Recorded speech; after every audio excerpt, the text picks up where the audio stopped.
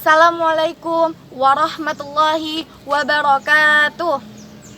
Alhamdulillahirabbil alamin, wassalatu wassalamu ala nabiyina Muhammadin wa ala alihi wa sahbihi ajmain.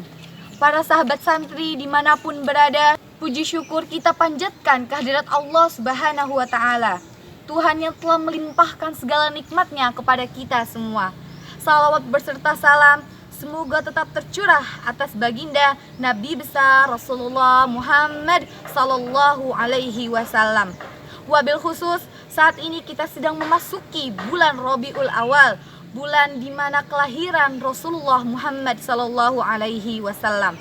Oleh karenanya, marilah kita jadikan momentum ini sebagai momentum untuk meningkatkan kecintaan kita kepada Nabi yang paling mulia, Nabi Muhammad sallallahu alaihi wasallam. Para sahabat santri dimanapun berada, kita juga baru saja memperingati Hari Santri Nasional yang ditetapkan oleh pemerintah pada tanggal 22 Oktober. Sebuah upaya dan pengingat atas jasa-jasa ulama dan kaum santri yang pada saat itu 75 tahun yang lalu menyatukan tekad untuk melawan para penjajah. Hingga akhirnya tekad itu dikenal sebagai resolusi jihad pada tanggal 22 Oktober 1945.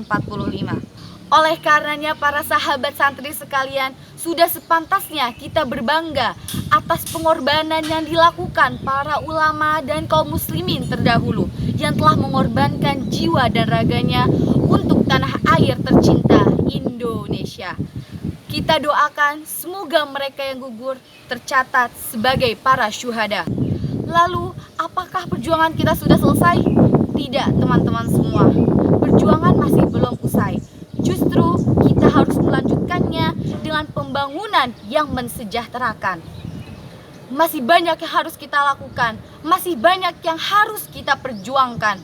Lihatlah ketika korupsi masih merajalela, ketika kemiskinan masih banyak di antara kita, ketika kesejahteraan belum merata, ketika pengangguran masih banyak di mana-mana, ketika akhlak anak bangsa masih terlena, maka kita harus terus berjuang.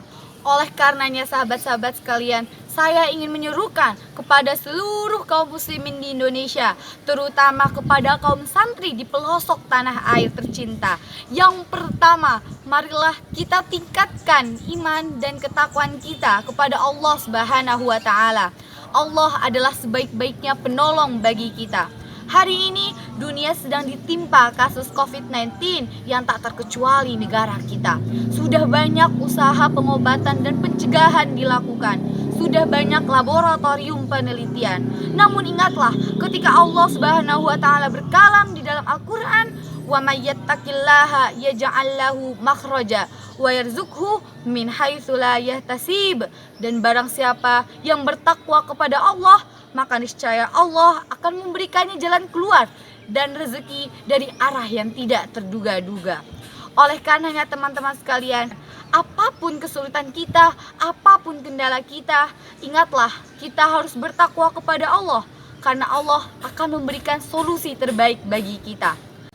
Yang kedua, mari kita tingkatkan persatuan dan ukhuwah Islamiyah dalam bingkai NKRI, Negara Kesatuan Republik Indonesia. Umat ini akan semakin kuat apabila kita bersatu, sebagaimana pada perang kemerdekaan Indonesia ketika melawan penjajah hingga akhirnya Indonesia bisa merdeka. Meskipun persenjataan penjajah saat itu lebih canggih, namun karena persatuan umat dan atas seizin Allah Subhanahu wa ta'ala, maka kita bisa menaklukkan para penjajah dan memproklamirkan kemerdekaan pada tanggal 17 Agustus 1945.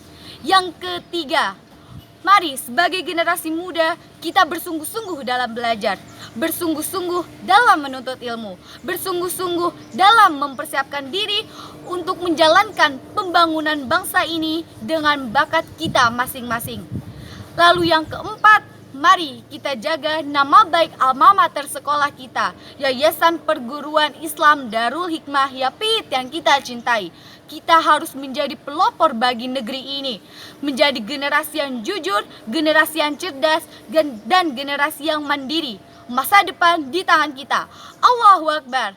Demikian seruan yang bisa saya sampaikan. Semoga bermanfaat bagi kita semua. Wassalamualaikum warahmatullahi wabarakatuh.